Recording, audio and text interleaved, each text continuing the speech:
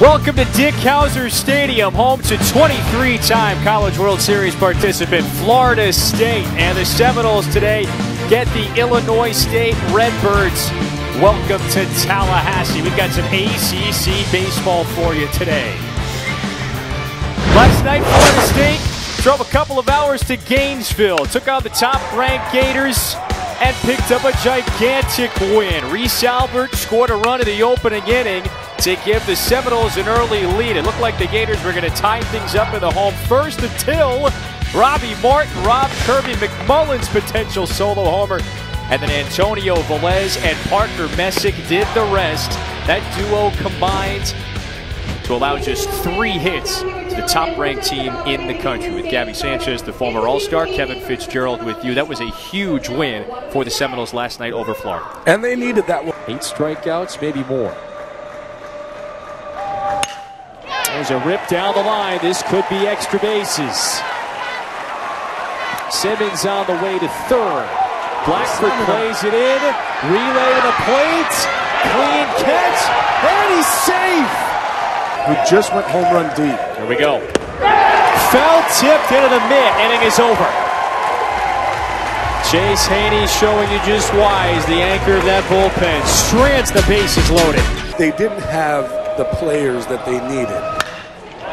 This one is juiced down the line. If it's fair, that one is gone. It hit the circus. It hit the circus tent. Loud right off the bat. Look at the circus tent out there. It's hitting the circus tent. He might have to pay for some repairs. And yes, that is a circus tent. 3-ring circus out beyond the right field wall at Dick Howser Stadium. The FSU Flying High Circus. That is someone is asking, well, what the heck are you talking about? There is a major at Florida State.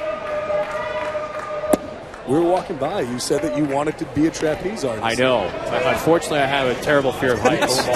It wouldn't have worked out. It's ironic for you. And with Clemson now in the coaches poll, that makes 6 ACC teams among the top 25. There's some really good pitchers in this league. 7 ACC pitchers have 40 or more strikeouts.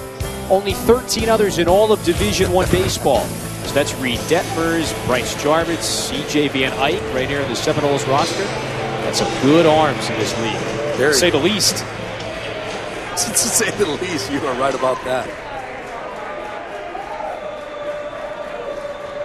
Jack Anderson with 5, speaking of strikeouts, 5 strikeouts for the junior from Pulaski, Wisconsin. 1 time through the order. He allowed the homer to Reese Albert. Outside of that, he's been pretty darn sharp. Oh, he spears the bouncer off of Martin's bat. Quick reflexes and 1 gone.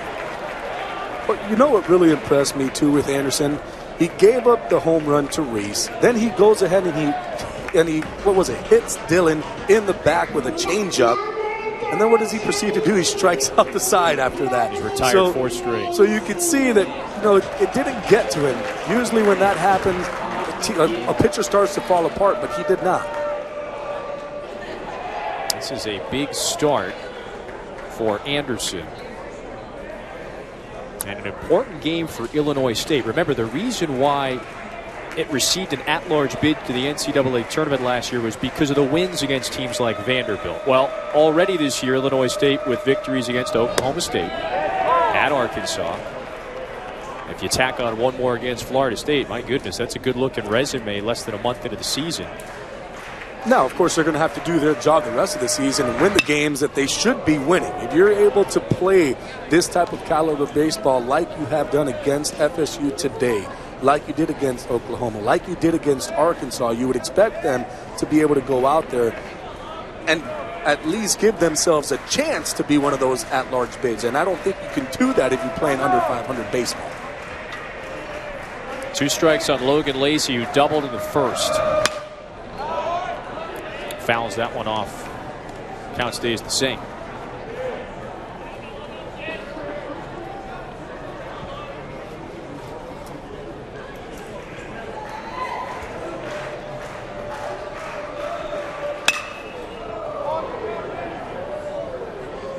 So 3 straight fouls off of Lacey's bat.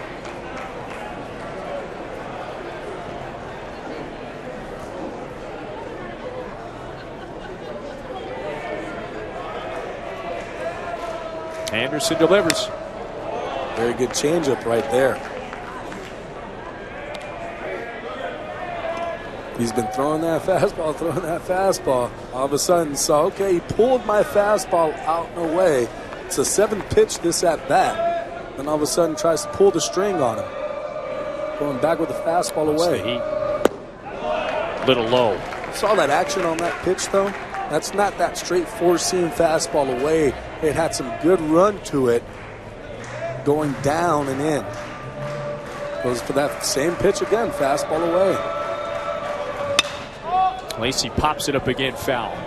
You can see how that ball is riding straight into that hitter. It's supposed to be a fastball away. They called it twice, but he's got so much action right now that ball is just running straight across the plate.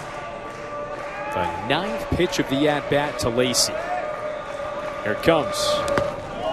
We got a full count. There's that changeup. He's been burying that changeup in the dirt a lot today as well. He's been that 50-foot changeup is what I like to call it. Yeah. Payoff. That's underneath Cermak Smith. And he's right in front of it. Lifted the mid up too quick. All right, so on Thursday, right here on the ACC Network, top 10 women's lacrosse battle. Or make it top 20. You've got number 4 Syracuse, number 17 Virginia. That's Thursday at 7 on the ACC Network. The Orange beat the Cavaliers 9 out of the last 10. I got to actually change that in my record books right now because I had put it down as an E5 and they gave it a hit. It's a hit. They gave it a hit, so he did hit it hard. I will give him that. He takes off. Martin slaps that one foul. So Lacy has to head back to first. Now, Logan did hit the ball hard. Benefit of the doubt on that one. But it's definitely a play I think Cermak. He was right there. If you ask him and if you ask Steve Holmes, that ball should be made. And he's probably kicking himself for not making that one. So Lacy comes away like a bandit here. He's 2 for 2. The single and the double.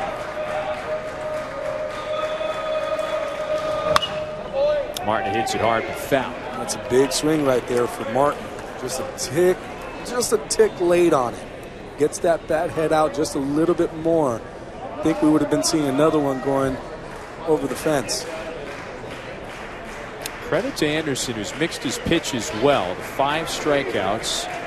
The only big blast he has allowed is the one you just referenced, Reese Albert's homer. Looking for strikeout number 6.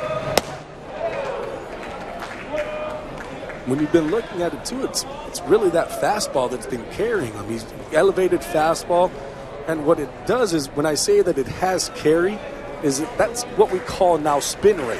It's probably a higher spin rate just because he's a 6'7", his hands being able to get out there, but that ball is not coming down, so it's staying up. Guys are hitting or just swinging right underneath it, thinking that with gravity that ball does come down, but with guys with higher spin rate, it stays elevated and that swing goes right underneath it. It looks like the ball is rising. So there's times that guys come in, man, he's throwing a riser. It's not a riser, it's just staying on plane. And that's that spin rate. He's got the 1-2 coming to Martin. One more check on Lacy. Well, remember, it was Anderson who started 8 days ago in Arkansas. Pitched pretty well, went 3 1/3. Had plenty of run support early on in that game. Illinois State defeated a ranked Hogs team 8-7. Things knotted up in the third tonight. 1-2. Got him again. 6 strikeouts for Anderson. And there's that fastball again, that elevated fastball. It just kind of stays on plane, and guys just continue swinging underneath it. As you can see, that ball just keeps going straight, just cannot catch up with it. It's not dipping down like they're expecting. And they have not made the adjustment on that fastball that's elevated. Usually with a guy at this caliber, and you've seen that elevated fastball, you would tell your hitters, hey, let's look down in the zone more now, because that elevated fastball we've been struggling with. Right here on the back. I think he just got hit in the ribs right there.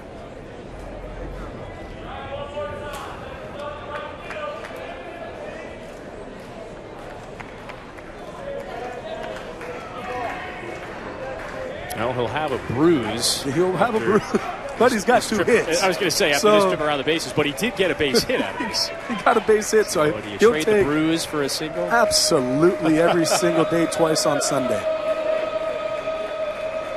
There goes Lacy. The breaking pitch, perfect one to run it. He's got a stolen base.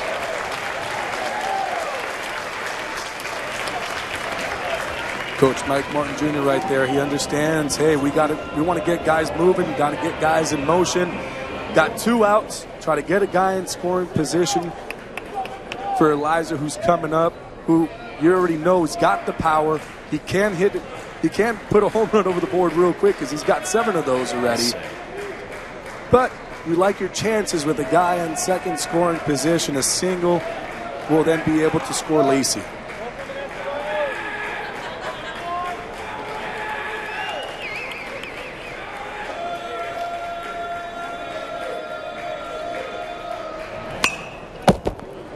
Fouls breaking pitch off.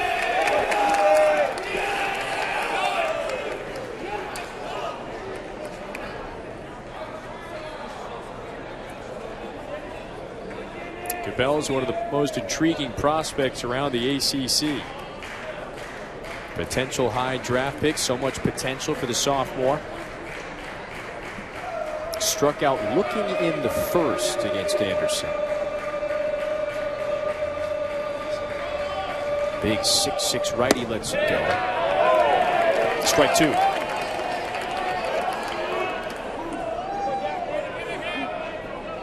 Those 7 homers, tied for 6th in the nation. How about look at the one at the bottom? Yeah, the one at the bottom. I was just going to tell you, how about the hit by pitches? Not only does he hit homers, he doesn't care about getting out of the way of the baseball. Hit twice last night in Gainesville. And he takes every single one of those happy. Wave and a miss. Anderson has set him down twice. 7 strikeouts for Anderson. He strands one. We're tied at 1. We'll talk to the head man, Mike Martin Jr. next.